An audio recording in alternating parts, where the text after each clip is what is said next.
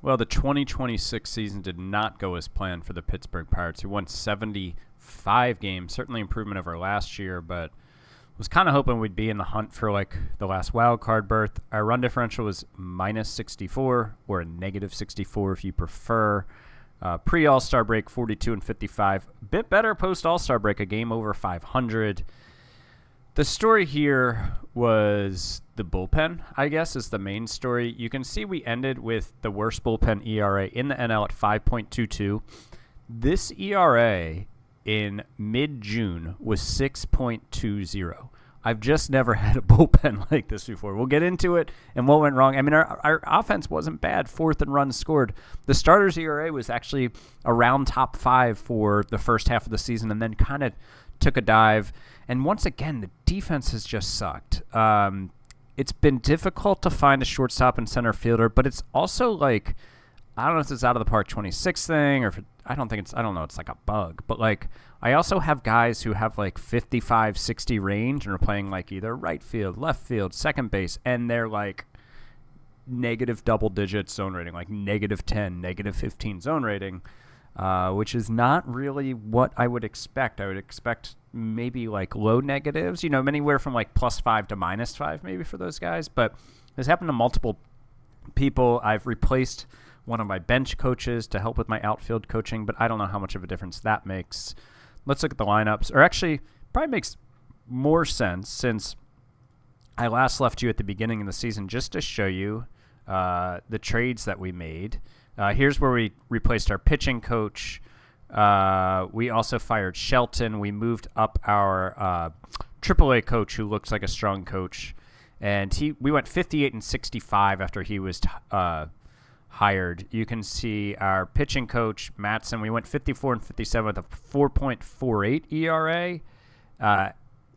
We were at 5.08. So the ERA got better for sure. The team got a bit better. When we fired Shelton, we were only 17 and 22, but was just not feeling the way it was going, especially with the pitching staff. Maybe a little quick hook there on Shelton when we're only 5 games under 500, but, did what we had to do. Finally, in June, I was like, all right, we got to try something for this bullpen. We got rid of Dennis Santana just because he was so bad, and he had some trade value. You can see he pitched 21 innings for us in a 7.59 ERA and a 5.62 FIP in 21 innings. That's bad. We brought in this dude who's, I think, got some control issues and might not work out, but we'll see. We signed Brady Harris. This was our second overall pick. You can see huge power bat, good work ethic, good baseball IQ. Avoid Ks is a little concerning, but 65 range, which normally I'd say, hey, maybe he can play center, but in this year's version, it's like maybe he'll play a corner outfield. We sent our Rule 5 picks back.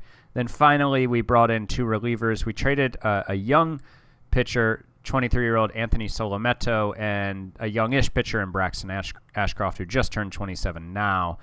We got a young reliever named Ben Joyce, who came in and was good for us, a 2.63 ERA. We also got Gregory Soto, who was really good for us, a 3.34 ERA, 2.63 FIP. I signed him to a 2-year extension, probably a little prematurely, but we were going to need to spend some money, and that gave us some on the bullpen, and that gave us some certainty. We then traded 2 minor league bats. I think Chang is a decent player. Wow, he went there and did really well. Didn't necessarily see that coming. And Aguilar, who was just a throw-in prospect, and we got 28-year-old Eric Miller, who came over and was bad for us. Walked way too many people, 8.2 guys per 9 as a lefty out of the bullpen. Maybe he should be one of our last bullpen arms, but yeah, that didn't work out. And then we also we needed an outfield bat and brought in Taylor Ward, who is a free agent, so it was kind of like a play to like try to go for this year, and he was just miserable for us with a 68 WRC plus for some reason. Designated Rojas for assignment because he could not play shortstop this year. You can see his range fell all the way to 60. He was a negative 6.4 in 35 games, so that was bad. All right, let's go to July. We traded Gallen because he was having a good year and has that opt-out. So we traded him and a catcher. We got Halpin, who looks like maybe a corner outfield guy, did well in AAA. And then we also got Hayden Junger, who pitched okay out of the Altoona bullpen.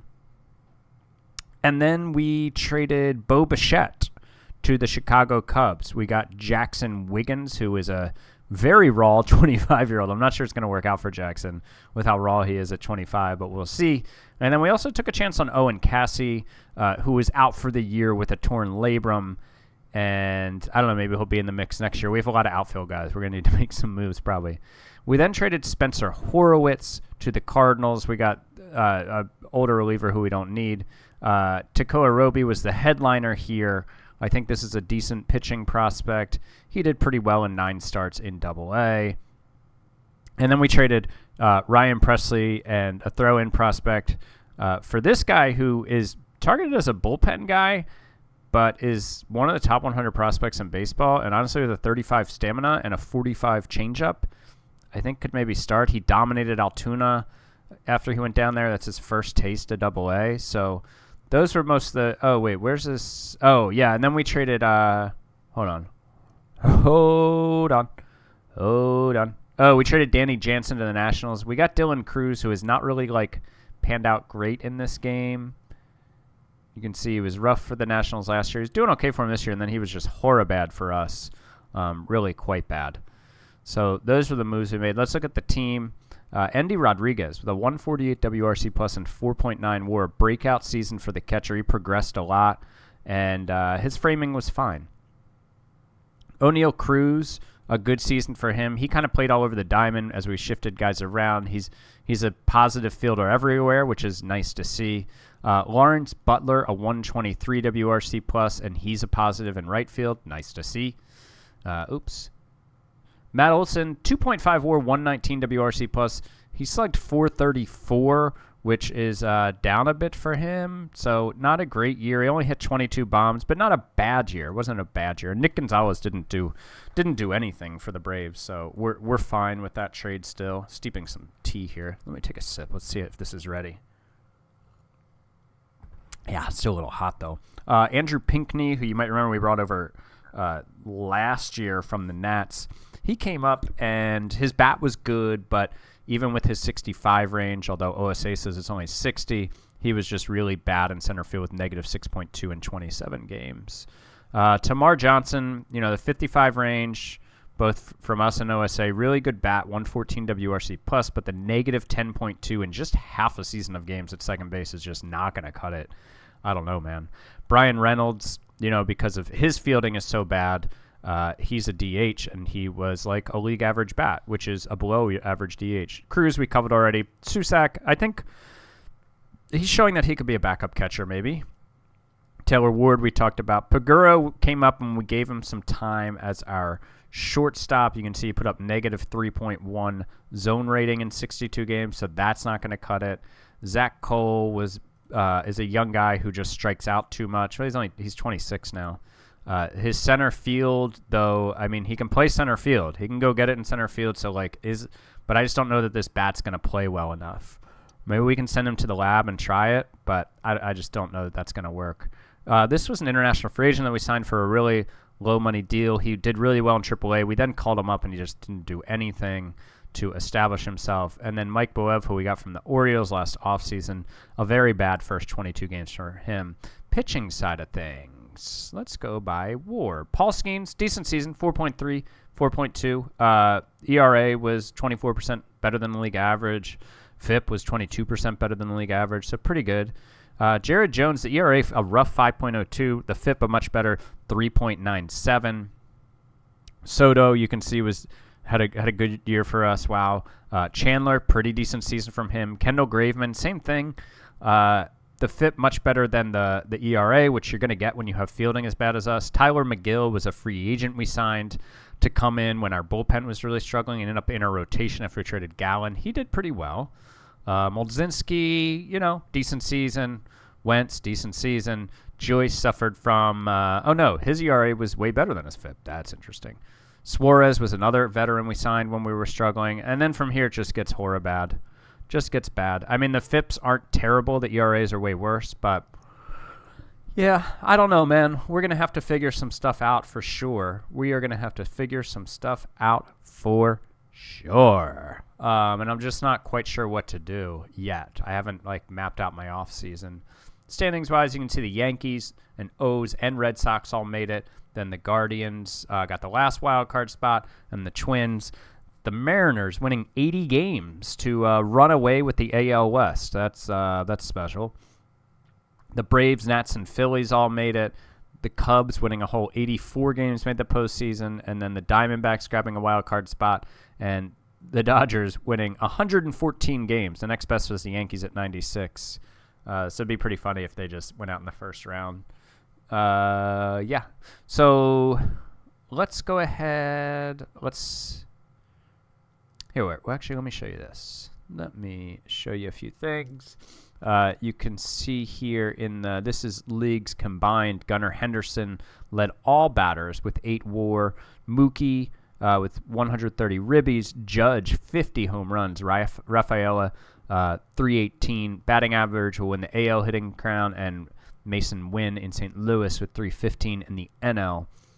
See if anything else crazy happened here.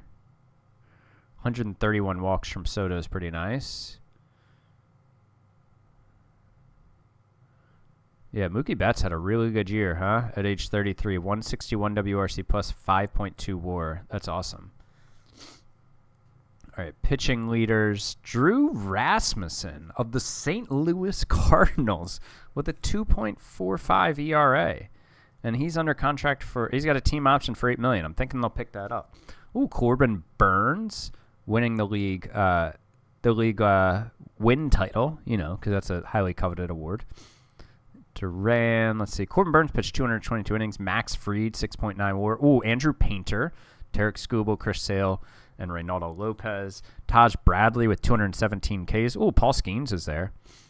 And, Joey Wentz walked a lot of guys. Sure did.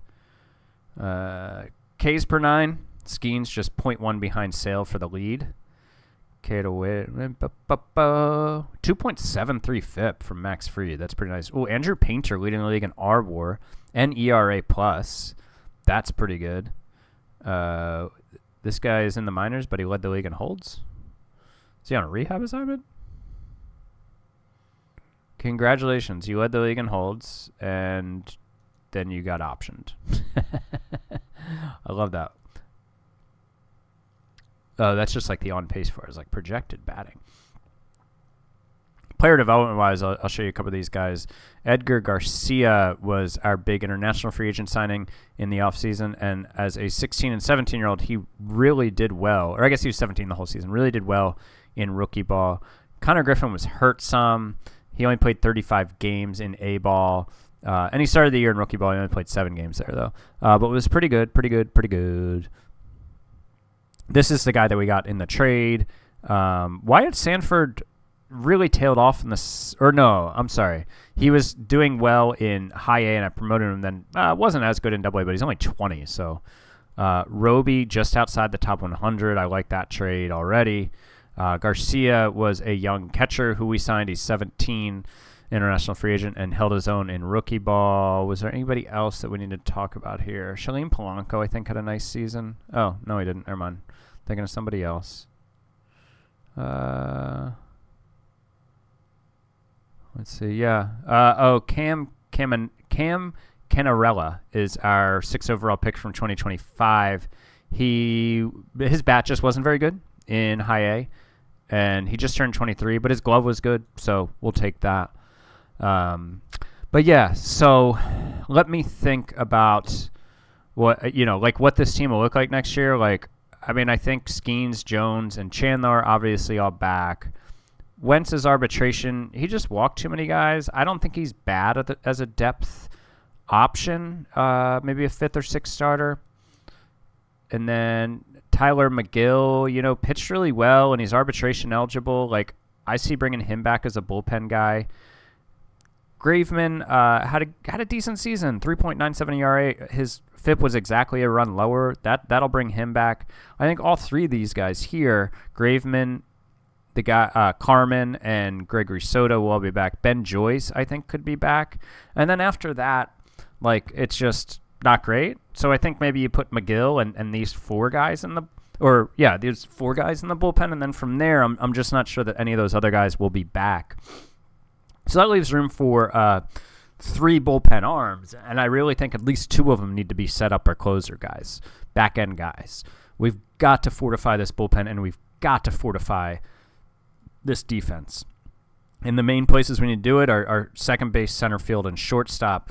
I'm almost wondering, could we hide Tamar at third base?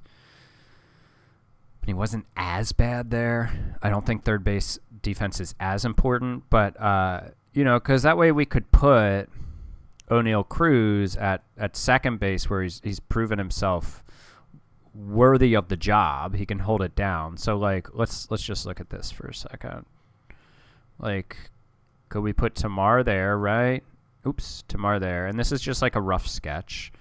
Zach Cole is not going to be there. He's not going to be there. Honestly, I'm kind of over Brian Reynolds. His bat isn't good enough to DH. I think we need a different plan. So then that leads us needing just a shortstop, a left fielder, a center fielder, and a DH. Are any of these guys around on this roster? I don't know. I mean, I think let's go by plate appearances here. Or no, actually WRC plus. I don't know. I mean, I think Cruz and Pinckney and Cole are kind of battling it out for the 4th or 5th outfield spot, depending on if we carry 4 or 5. I don't really know that your backup infielders are on this roster. Well, I take that back. Paguro can be a utility guy for us, and he bats right, which is a good opposite to O'Neal and Tamar and Matt Olson. So we are going to need to be right-handed heavy in the guys that we bring in. So this is kind of the rough sketch that I would give the roster here. I think we need, I think the bench guys. I think we have the bench guys between here and AAA. I'm not going to worry too much about the bench right now. But shortstop, left field, center field, DH. That's a pretty deep shopping list, especially when it includes shortstop and center field. That's going to be tough. And again, I think you bring Soto out here. I think you bring Bubba there, Joey Wentz there, and you try to sign a middle of the rotation arm. And then let's just make McGill set up. So I think you got these 4, and then, these 5. I'm sorry. Let's get the 5 up the setup just so we see them. Then you got these 5, and then you got to sign 2 back end arms and maybe a long man / 6th, 7th starter guy. So that's where I'm at with it. In terms of money, always important. It says we have $36 million. Our salaries for next year are set to be at $107, and then it really escalates. Wow, because we got some arbitration guys. Jeez, as Skeens and Rodriguez, and what's his name? O'Neal Cruz escalate. Anyways, that's all for this episode. Come back and let you know how this offseason goes. Thanks for watching. Sorry we've disappointed you. Go Bucks.